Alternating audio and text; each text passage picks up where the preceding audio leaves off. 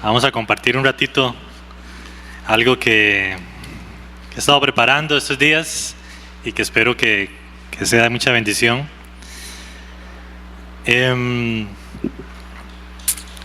Vamos a orar. Amén. Gracias, Señor, por este nuevo día que nos regalas, porque nos permites estar en tu casa, porque nos permites compartir con los hermanos, nos permites estar aquí y escuchar, Señor, lo que tú tienes para con nosotros. Ayúdanos, Señor, a que en este momento podamos tener un momento especial, que podamos concentrarnos en lo que tú tienes que decirnos, que podamos estar atentos, que nuestro corazón esté dispuesto a sacar el máximo provecho, Señor, a este espacio. Sé que tú obras, Señor, en la vida de cada uno de mis hermanos y confío, Señor, en que hoy se haga tu voluntad. Amén. Hermanos, a mí me gusta mucho en la palabra cómo hay muchas analogías o muchas comparaciones, ¿verdad? Jesús muchas veces las usaba mucho y siempre me llama la atención porque creo que es como una forma muy clara de él de enseñarnos algo, ¿verdad? Algo que tal vez, si lo comparamos con algo que es común para nosotros, ¿verdad? Cotidiano, pues tal vez lo podemos entender mejor. Por ejemplo, Jesús varias ocasiones hizo comparaciones o hizo analogías. ¿Quién de aquí se acuerda de alguna de las analogías o comparaciones que Jesús hizo? Por ejemplo, Jesús dijo que nosotros somos, ¿qué somos nosotros? Eso, muy bien, que nosotros somos la sal.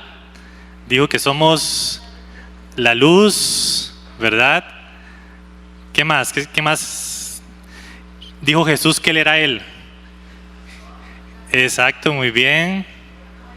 Exacto, qué bonito, pastor. Vea cómo están, vea cómo los tiene. Están afilados, eso quiere decir que estamos bien. Si usted no se acuerda de alguna, mucho ojo, ¿verdad? Si usted en este momento, cuando estaban los hermanos hablando y usted dijo, realmente no sé, tengan cuidado.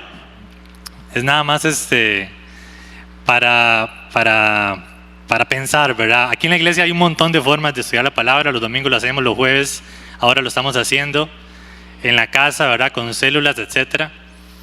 Y bueno, y yo sé que aquí hay un montón de hermanos que estudian la palabra y no solamente se alimentan de ella como lechita, ¿verdad? Sino como carne sólida, ¿verdad? Amén.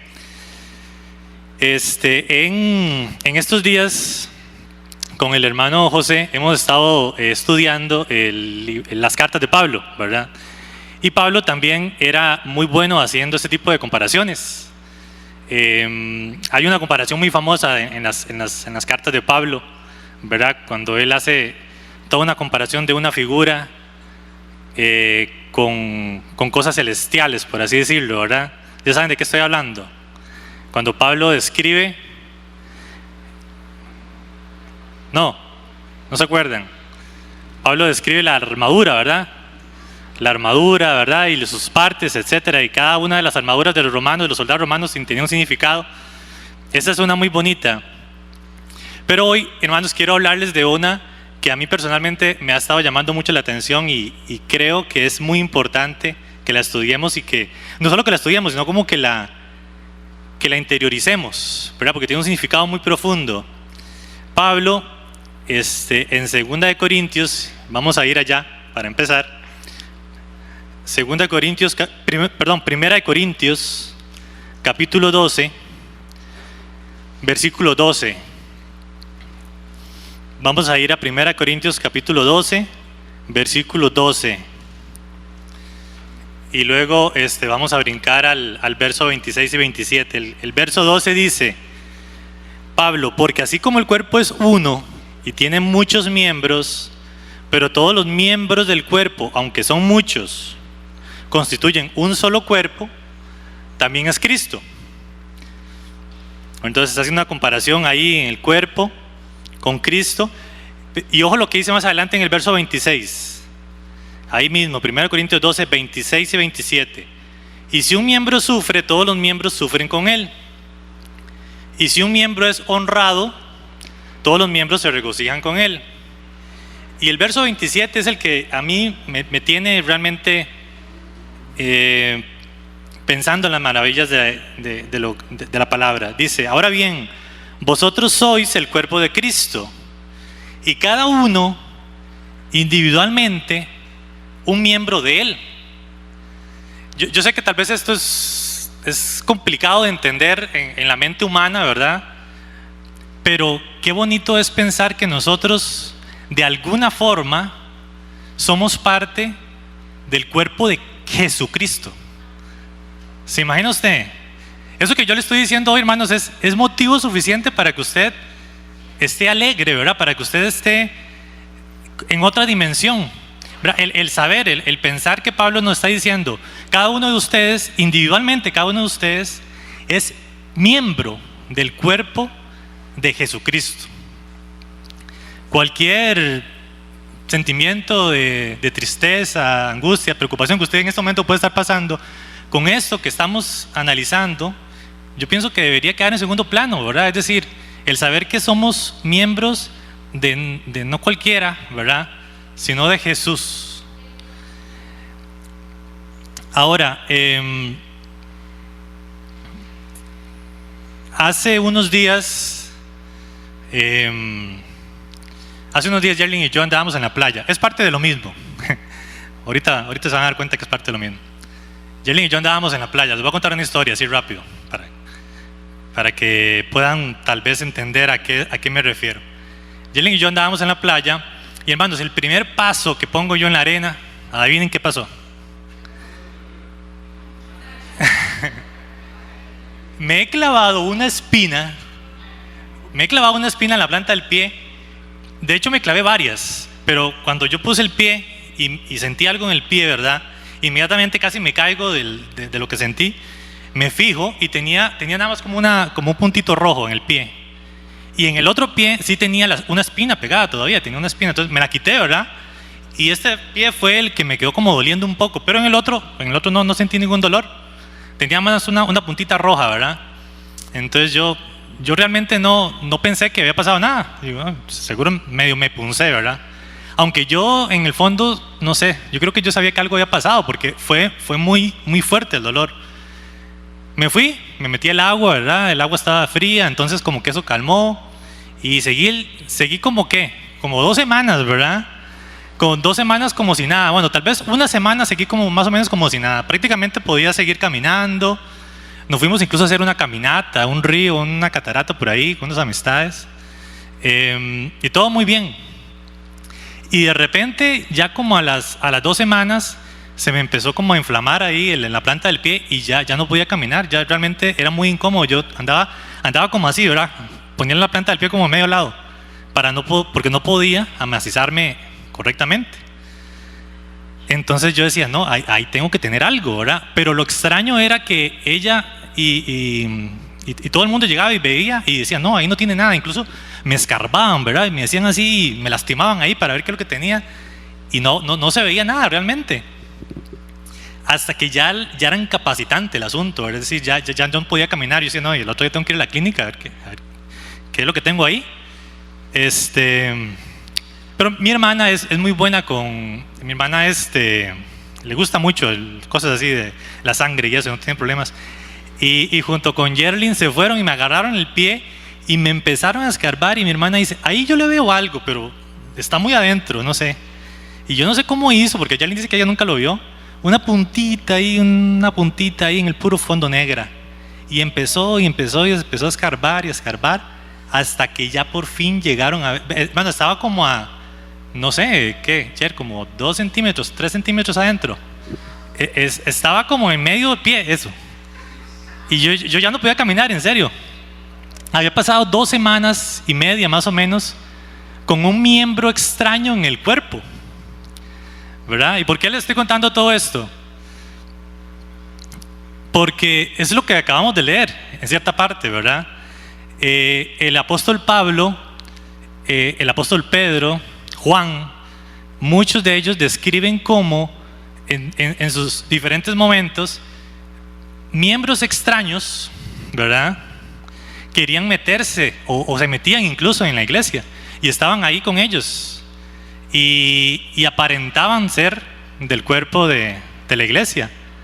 Pero ¿cuál es la diferencia? ¿Cuál es la diferencia entre algo que pertenece al cuerpo verdaderamente y algo que no? Una espina clavada en el pie. Algo que no pertenece al cuerpo le hace daño, ¿verdad? Y poco a poco afecta su funcionamiento. Y como dice Pablo, el cuerpo se duele, ¿verdad? Yo no les puedo explicar el dolor que sentía.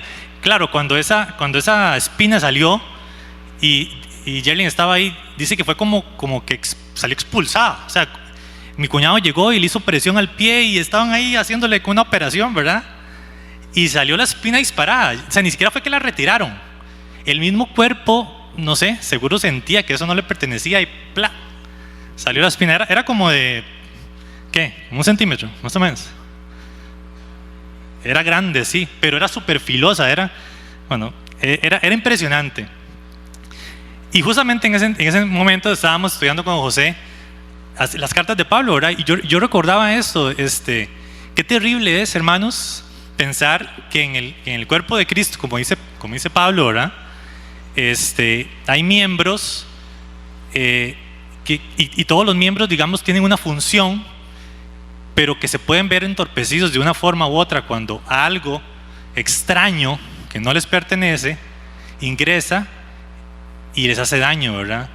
Y es que las cosas desde adentro del cuerpo hacen más daño incluso que de lo que está afuera, ¿verdad? Porque aquí todo lo que está afuera, sea como sea, nos afecta, pero yo creo que es aún más peligroso cuando algo dentro del cuerpo de Cristo también, se mete y hace daño. Entonces eso es lo que hermanos quería que reflexionáramos hoy. Entonces el mensaje tiene dos partes, básicamente tiene 2 partes. La primera parte no es muy bonita, a mí me van a perdonar, pero tengo que compartirlas. La primera parte básicamente se trata de que reflexionemos, ¿verdad? Si somos miembros verdaderos del cuerpo de Cristo, ¿verdad? Y no si somos una espina clavada en el cuerpo, ¿verdad?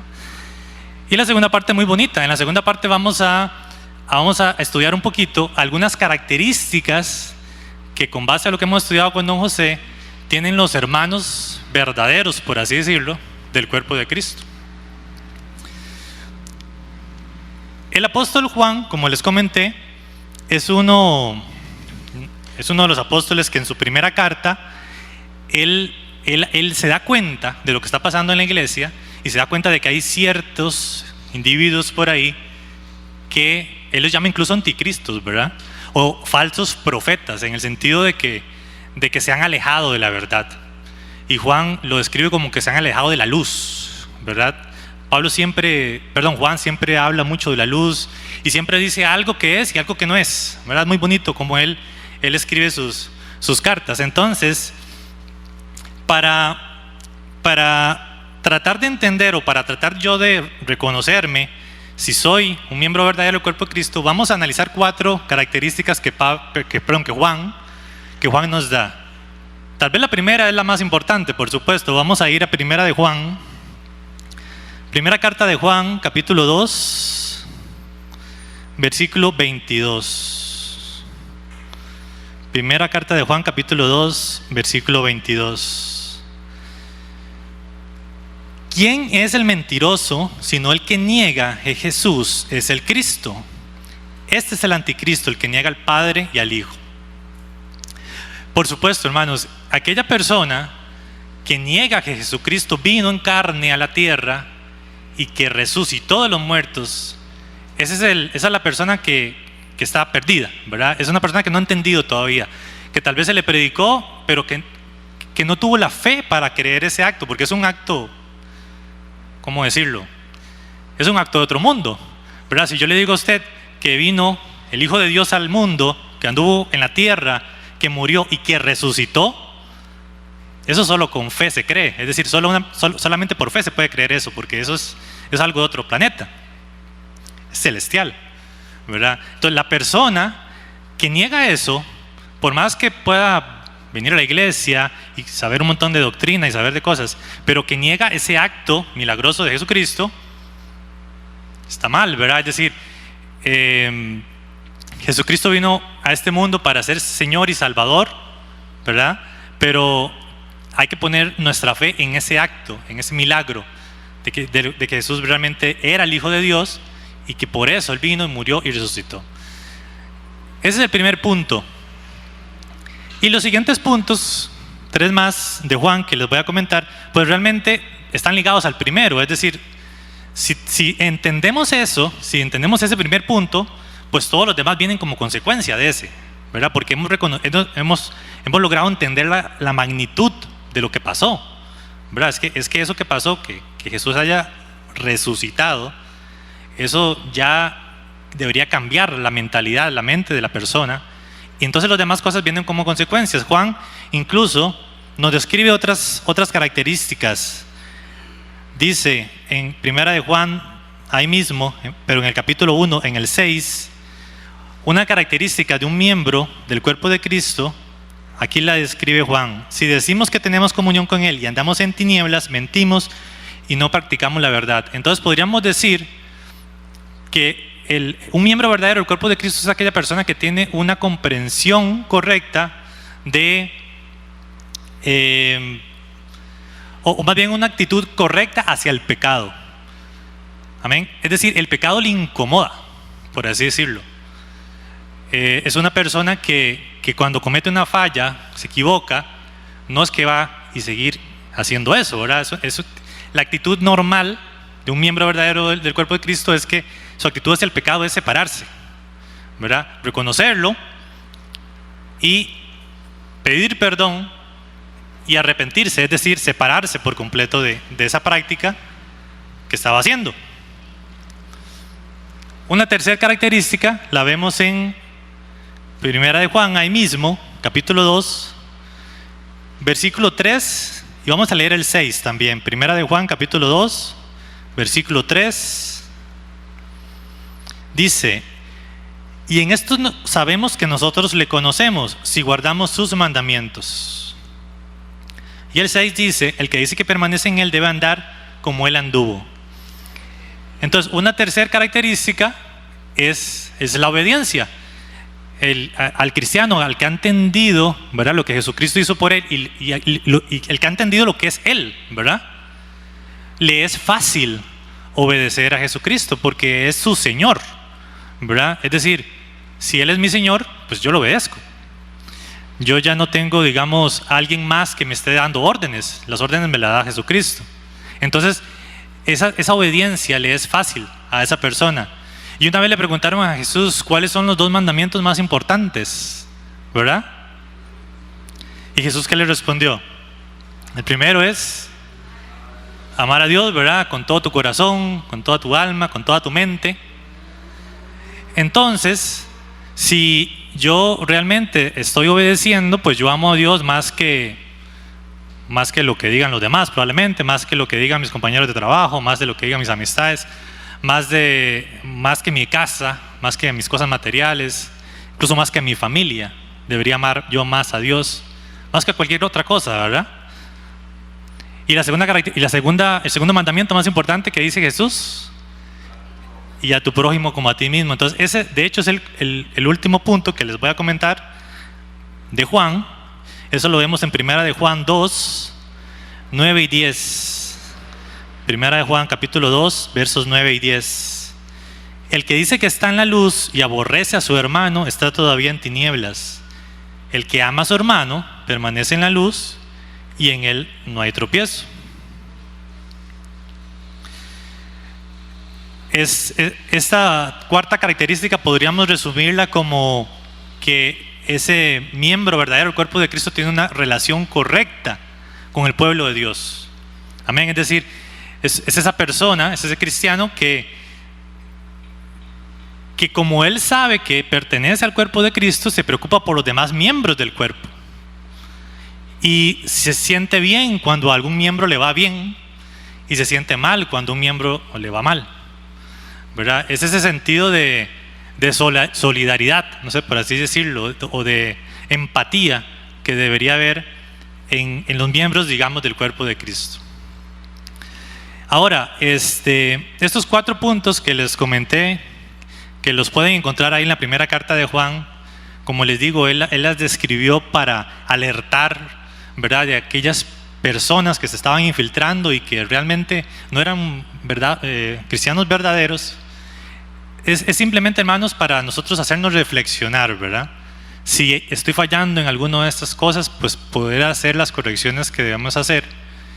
Y si estoy fallando incluso desde el primer punto, ¿verdad?, desde el primer punto en el cual yo realmente ni siquiera estoy seguro de que puse mi fe en Jesucristo, este es el momento en el que usted se lleve esta palabra, la interiorice en su corazón, y cuando llegue a su casa en la noche, luego de haberla meditado, haga la oración de fe y le diga al Señor: Señor Jesús, yo creo en ti como Señor, como Salvador, creo que viniste a este mundo a morir, y que al resucitar nos has dado vida. Amén. Por ahí comienza todo. Y los demás puntos, hermanos, pues el Espíritu Santo los va a ir tratando con ustedes y los va a ir fortaleciendo. Muy bien, esa era la parte menos bonita. La parte menos bonita, pero necesaria, que tenía que comentarles. Ahora viene una parte muy, muy chiva, muy bonita. Y es que ahora en este curso, como les digo con don José, hemos descubierto que Pablo era todo un personaje, ¿verdad? Todo un individuo súper especial, increíble todo lo que hizo. Escribió un montón de cartas, un montón de cosas. Pero si algo me ha llamado la atención es que hay un montón de otros hermanos que estaban ahí siempre con Pablo, ¿verdad?, en un momento u otro. Que él no estuvo solo, ¿verdad? Que en sus viajes, en sus cartas, cuando él escribía, Pablo no escribía las cartas, o alguien le ayudaba a escribirlas por él, ¿verdad? Todos esos detalles los vimos, lo hemos estado viendo, y creo que de cada una de esas personas, miembros verdaderos del cuerpo de Cristo, como podríamos llamarlo, podemos aprender algo. Podemos aprender características o virtudes de esas personas. Tal vez usted se siente identificado con alguna de esas características de esas personas y quiera simplemente usarlas y ponerlas al servicio de la iglesia. O tal vez más bien diga: yo creo que yo necesito desarrollar estas características que tienen estos hermanos, porque eran características muy, muy importantes, muy necesarias y que se necesitan realmente en la iglesia.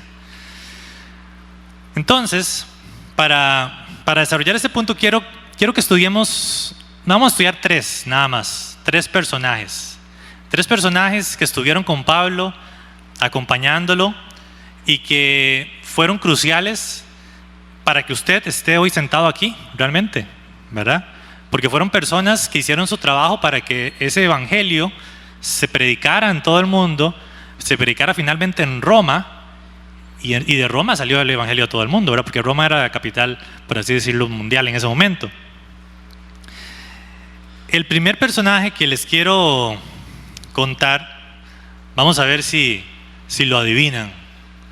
Vamos a ver cómo estamos, pastor. Vamos a hacer una nueva prueba. Solo que los que estamos llevando el curso no pueden participar. Era un hermano que prácticamente cada vez que usted lee la palabra y lee que Pablo está haciendo algo, está esa otra persona ahí con él también. ¿Quién será? Bueno, en buena parte Lucas estuvo, pero no es Lucas. Al igual que Pablo tenía la nacionalidad romana también, aunque era judío también, judío romano. Era casi, le anda cerquita. Aunque Bernabé en algún momento se separó de Pablo, ¿verdad? Tuvieron una diferencia ahí con otro personaje que se llamaba Juan Marcos, que en algún momento se separó de Pablo. Entonces Bernabé dijo: bueno, yo me voy con Juan Marcos, y Pablo se fue con Silas. Muy bien. Silas o Silvano, como le dice, como aparece en la palabra. Cada vez que usted lo lea ahora cuando lea el Nuevo Testamento y vea Silas, Silvano, este es el que Rafa estuvo comentando. De esta persona quiero resaltar 4 vamos a resaltar, sí, 4 características de Silas, que ustedes las van a deducir por lo que yo les voy a contar. Prácticamente Silas lo que hizo fue, desde un inicio, desde que Pablo empezó su ministerio y de la iglesia de Jerusalén lo enviaron a llevar los resultados del concilio de Jerusalén a Antioquía, para decirle a los hermanos de la iglesia de Antioquía que las decisiones que se habían tomado, que era una decisión súper importante. Ellos habían decidido que los gentiles no tenían que circuncidarse. En ese momento estaba eso en debate. Y el concilio de Jerusalén decidió, no, o sea, los gentiles no tienen por qué circuncidarse, basta la fe en Jesucristo. Entonces era algo muy importante. Y encargaron a Pablo a llevar el mensaje junto con Silas. Desde ese momento Silas se fue con Pablo y lo acompañó en diversos viajes. Todo el segundo viaje misionero, prácticamente ahí vemos a Silas con Pablo.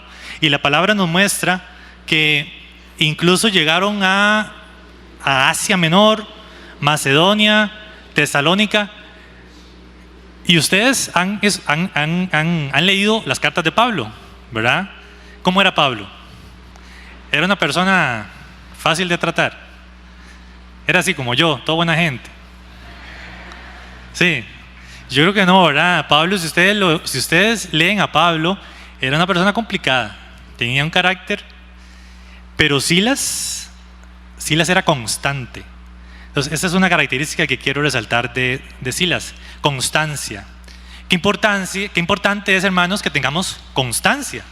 Que si nos metemos en algo, pues no en el primer grito o en el primer encontronazo con alguien o el diferencia de opiniones o lo que sea, no, ya, voy para atrás.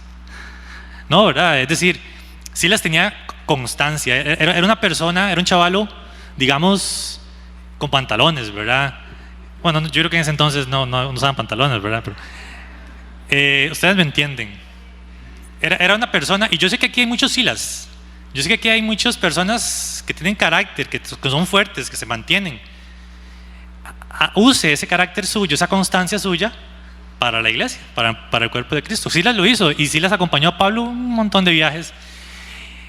La segunda característica de Silas: era un buen compañero, ¿verdad? Qué bonito es cuando uno encuentra un compañero, ¿verdad? Un cristiano que realmente es compañero, es una persona con que usted le puede tener confianza. Yo estoy seguro que Pablo, cuando se sentaba a escribir sus cartas, muchas veces se veía influenciado por Silas, porque ella era la persona que estaba ahí a la par de él, ¿verdad? Entonces el compañero, al final de cuentas, influye en la otra persona. Seamos un compañero que influya positivamente. Silas era un buen compañero, era constante. Y vamos a leer en Hechos. Vamos a ir a Hechos capítulo 16 para leer algo que pasó ahí, que es extraordinario, que yo estoy seguro que ustedes saben de qué estoy hablando en este mensaje. Hechos 16, capítulo 25. Aquí pasó algo extraordinario, pero tal vez no hemos notado que junto con Pablo, Silas estaba ahí. Hechos 16, capítulo 16, verso 25. El contexto de esto: Pablo y Silas los habían encarcelado en Filipos. ¿Por qué? Sí, porque habían estado predicando la palabra, se hizo un alboroto, y la gente del lugar, principalmente los judíos que no eran cristianos, se rebelaron y le echaron carbón a los romanos y dijeron: no, esta gente hay que encarcelarla, están causando demasiado desorden. Los encarcelaron y estaban en la cárcel. Pero a medianoche, ¿qué estaban haciendo? Orando. ¿Quiénes? Pablo y Silas. Cantaban también, ¿verdad? No solamente oraban, sino cantaban himnos a Dios. Y los presos los oían. Entonces sobrevino de repente un gran terremoto, de tal manera que los cimientos de la cárcel se sacudían y al instante se abrieron todas las puertas y las cadenas de todos se soltaron. Entonces, otra característica de Silas: es un hombre de fe que cantaba. ¿Quiénes de aquí cantan? No, solo yo. Cantaban y oraban, ¿verdad? A pesar de ese momento tan complicado, ¿verdad? Estaban en la cárcel, estaban presos, Pero Pablo y Silas estaban ahí, estaban orando y cantando. Y Dios aprovechó ese momento para causar un terremoto y que eso generara que se soltaran las cadenas. Y el reo, perdón, el carcelero se iba a matar.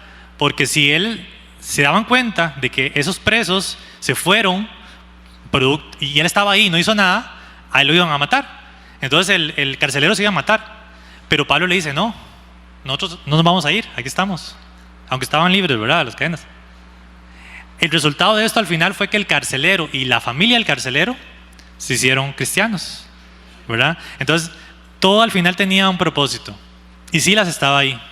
Silas era un buen compañero, era constante, a pesar de las dificultades era constante, tenía un corazón genuino que oraba, que cantaba a Dios. Y no solamente con Pablo se echó el asunto Silas, sino también con Pedro. Vamos a leer en Primera de Pedro 5:12. En Primera Pedro 5:12, Pedro lo describe a Silas, en algunas versiones aquí aparece como Silvano, como su hermano fiel. Entonces, para Pablo era un compañero fiel. Así lo describe Pablo, compañero fiel. Y Pedro va más allá. En algún momento, Silas no solamente acompañó a Pablo, sino también a Pedro. Nada más y nada menos, ¿verdad? Pablo y a Pedro. Qué lujo. Y Pedro llegó a describirlo como su compañero fiel. Y dice que es quien le está escribiendo la carta. Entonces, imagínense lo que es saber que la mano de Silas fue quien escribió lo que Pedro le estaba dictando, por así decirlo. Entonces, ¿qué personaje? Si usted nunca había escuchado de Silas o lo había pasado de largo, déjeme decirle que es calidad. Silas. Muy bien. Ahora tal vez usted me diga, este chavalo Silas sí era muy carga, pero no sé, yo creo que yo no tengo la personalidad de él. Yo tal vez no tengo esas características. Las puede desarrollar primero que todo. Pero vamos a ver a dos personajes más rápidamente con los que tal vez usted se sienta identificado. Había un matrimonio que ayudó mucho a Pablo. Y Yerlin y Susana no pueden responder. Un matrimonio que ayudó mucho a Pablo. Era un matrimonio también judíos, pero que vivían en Roma. El emperador Claudio los echó, porque desde ese entonces ya los judíos tenían problemas en diferentes lugares. Ellos se tienen que ir a Grecia, específicamente a Corinto, y ahí reciben a Pablo. Pero no solamente lo animan a seguir con su ministerio, sino que lo animan de una forma práctica. ¿Alguien sabe de quién estoy hablando? No, se llamaban Priscila y Aquila. Cuando ustedes los lean en el Nuevo Testamento, porque aparece mencionado en 4 libros me parece, son dos personajes, eran un matrimonio que ayudaron a Pablo, pero súper importante, porque en ese momento cuando Pablo llegó a Corinto, Pablo se describe a él como cansado. Pablo dice que él estaba cansado, que estaba como deprimido, como que ya no quería seguir. ¿Se imaginan ustedes que Pablo en ese momento hubiera dicho, no, ya no sigo, me vuelvo para la comodidad de Jerusalén, o no sé? ¿Qué hubiera pasado con nosotros? Tal vez ni siquiera estuviéramos aquí. Tal vez el evangelio no hubiera llegado a Roma, que al final era donde tenía que haber llegado. Estos hermanos, Priscila y Aquila, no solamente lo animaron con la boca, sino que le dieron trabajo. Es decir, una característica de ellos que quiero que usted se sienta identificado es que ellos dieron un ánimo práctico. Es decir, hicieron algo práctico por esta persona, por Pablo. Le dieron trabajo haciendo tiendas, que era lo que ellos hacían en ese momento. Y eso le ayudó a Pablo, como digamos, a cargar pilas y recobrar fuerzas y poder seguir con su ministerio. Y no solamente lo hicieron con Pablo, más adelante ellos se iban a ir a Éfeso, iban a hacer eso mismo con otro predicador que se llamaba Apolos. ¿Has escuchado de Apolos? Apolos también era otro que estaba llevando el evangelio, pero Apolos, digamos, como que le faltaba algo, no tenía el conocimiento completo del evangelio de Jesucristo. Entonces, Priscila y Aquila no solamente se encargaron de darle hospedaje a Apolo, ser amables con él, sino que también le enseñaron. Es otra característica de un miembro de Cristo. Siempre donde se encuentra, debería aprovechar para enseñar, ¿verdad? Para capacitar. En este caso ellos probablemente ya habían aprendido un montón con Pablo y le transmitieron ese conocimiento a Apolos. Entonces Apolos terminó de comprender el Evangelio de Jesucristo y siguió haciendo su ministerio. Pero sin Priscila y sin Aquila, pues yo creo que el cuerpo de Cristo no hubiera funcionado tan correctamente. Incluso más adelante, otra característica de Priscila y Aquila es que ellos estuvieron dispuestos a morir por Pablo. Pablo así lo describe en Romanos, capítulo 16, verso 3. Dice: saludad a Priscila y Aquila, mis colaboradores en Cristo Jesús, que expusieron su vida por mí, a los cuales no solo yo doy gracias, sino también todas las iglesias de los gentiles. Imagínense ustedes qué clase de descripción de Priscila y Aquila. Expusieron la vida, colaboradores de Cristo, expusieron la vida por Pablo. Muchos estudiosos consideran que eso pasó cuando Pablo estaba en Éfeso y hubo como un alboroto y lo quisieron matar. En ese momento Priscila y Aquila aparentemente pues es que intervinieron y lo rescataron. Y la versión dice que estuvieron dispuestos a poner el cuello por Pablo. O sea, literalmente les iban a cortar el cuello con espada, porque esa era una forma de ejecución en ese momento. A Priscila y Aquila, ellos pusieron el cuello por Pablo. ¿Okay? Esa es la cuarta característica que Jesús menciona, ¿verdad?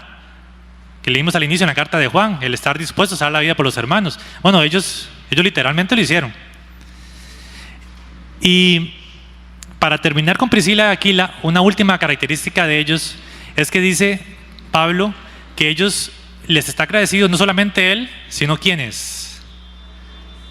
Todas las iglesias de los gentiles. Es decir, esos chavalos, ese matrimonio andaba por todo lado y donde anduvieran siempre aprovechaban para llevar la palabra. Yo sé que aquí hay muchos matrimonios, hay muchas parejas que son un dúo dinámico como Priscila y Aquila. Amén. Eso, pastor. Es más, tenemos tantas que hasta nos damos el lujo de exportarlas, ¿verdad? Un saludo para Steven y Sarai que están allá por la Yunay. Pero hermano, yo sé que sí, yo sé que aquí hay muchas parejas y no solamente tienen que ser parejas, es decir, en el caso de ellos fueron una pareja. Pero vean lo que curioso, Priscila se menciona de primera en 5 de las 7 veces que se menciona Priscila y Aquila. Es decir, y eso no era normal en las escrituras, normalmente iba el hombre, ¿verdad? Se mencionaba primero el hombre y luego la mujer. Pero si se menciona primero la mujer, es porque un grado de liderazgo importante tenía ella en ese matrimonio. Así que las mujeres, ponerse pilas. Y para terminar con las mujeres, ¿verdad? De hecho, hemos dado ejemplo de 2 varones y 2 mujeres, porque el primero era un varón, Silas, ¿verdad? Priscila y su esposo Aquila. Y vamos a terminar con una mujer que solamente está escrita en una parte, pero comentando en el curso nos dimos cuenta que qué importancia tuvo esta mujer para nosotros y al final para todo el mundo cristiano. Esta mujer se llamaba Febe. Y vamos a ir a Romanos capítulo 16, verso 16, me parece, o lo apunté mal. Romanos capítulo 16, verso 16. Si no es el verso 16, es el verso 1. Dice Pablo, es el 1. Les recomiendo a nuestra hermana Febe, diaconisa de la iglesia de Cencreas. Les pido que la reciban dignamente en el Señor como conviene hacerlo entre hermanos en la fe. Préstenle toda la ayuda que necesite, porque ella ha ayudado a muchas personas, entre las que me cuento yo. Y en ese momento, o sea, si el mundo es machista el día de hoy, imagínense lo que era en ese momento, ¿verdad? Yo creo que era complicado. Pero para que Pablo le confiara a una mujer esto que está diciendo, es más, muchos estudiosos lo que consideran es que Pablo envió la carta de los romanos a Roma con Febe. Entonces vean la clase de responsabilidad que le dieron a esta mujer. Y esta mujer, una característica, la primera característica, era líder. ¿Por qué? Porque Pablo dice que era diaconisa de la iglesia de Cencreas. Cencreas era un pueblo que estaba cerca de Corinto, pero era una iglesia aparte. Y si Pablo dice que era diaconisa, ese término lo que da a entender era que tenía un grado de responsabilidad, un grado de liderazgo. Y Pablo lo resalta en la carta como para darle a entender a los romanos, cuando yo llegué allá, vean, pónganse en pilas, ella no es, no sé, cualquiera. Ella es diaconisa, préstenle atención. Y muchos estudiosos consideran que ella no solamente llevó la carta, sino que ella fue la encargada de explicar la carta. Entonces imagínense en el grado de autoridad también que tenía Febe. Entonces era una mujer líder, pero capacitada, con autoridad. Y la última característica, también muy importante, que dice Pablo, que menciona Pablo, es que ella ha ayudado a muchos. En otras versiones dice que ella ha sido benefactora. Y el término benefactor, básicamente lo que quiere decir es que ella ha sido como una patrocinadora para el Evangelio. Es decir, ha puesto de sus recursos para hacer algo, ¿verdad? Y esa es otra característica importante. Muchos de nosotros tenemos recursos, tenemos cosas, ¿verdad? Pero qué importante es que seamos generosos con eso que tenemos, así como lo hizo ella, para algo dentro del cuerpo de la iglesia de Cristo. Amén. Les dije que esta segunda parte era más bonita, ¿verdad? Hemos visto varias características de hermanos que tal vez pasan desapercibidos cuando se lee el Nuevo Testamento, pero que son muy importantes. Que tal vez usted se haya identificado con algunas. Si es así, úselas para el miembro, para la iglesia, porque recuerde que al final y al cabo usted es parte de algo más grande, que es el cuerpo de Cristo, y que cuando llegue el fin de nuestros días, ¿verdad?, podamos decir como Pablo, ¿verdad?, he peleado la buena batalla, he acabado la carrera, he guardado la fe, y que no sea más bien el Señor que llegue y nos saque como una espina que estuvo todo el día, todo el tiempo en el cuerpo de Cristo y que no pertenecíamos ahí. Ese es el panorama que nadie quiere, ¿verdad? Pero hoy hemos estudiado qué se requiere para ser miembro verdadero del cuerpo de Cristo. Amén. Vamos a orar. Gracias, Padre, por esta mañana, porque nos has permitido meternos en tu palabra, nos has permitido estudiarla, compartir, y sé que ha sido de gran bendición. Sé que hemos podido entender, Señor, acerca de estas personas que fueron de tanta bendición para el Evangelio. Confiamos, Señor, en que tú nos ayudes a seguir adelante, que nos muestres cómo poner a tu servicio todos los dones, las habilidades que tenemos, y que tú guardes nuestras vidas, Señor. Pongo en tus manos este día, Señor, guarda a mis hermanos, protégelos por Cristo Jesús. Amén. Muchas gracias, hermanos.